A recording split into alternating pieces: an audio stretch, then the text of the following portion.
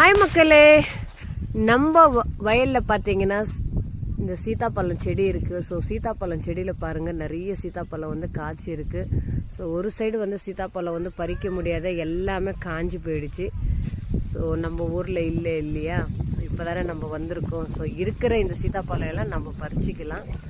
பாருங்கள் எத்தனை காய் இருக்குது. 2 சீத்தாப்பழமாவது நம்ம கையில் கிடைக்குதான்னு பார்ப்போம். இருங்க, அப்படியே செடியிலேருந்து பிடிச்சிட்டு செடியிலேருந்து பறிச்சு இதுவும் நம்ம படிச்சிட்டோம். கேட்ச். Very good. ஸோ நம்ம ஊரில் வந்து இந்த மாதிரி ஒரு நல்ல காயெல்லாம் இருக்கிறதெல்லாம் பறித்து விழுந்த காயெல்லாம் எடுத்துகிட்ருக்கோம்.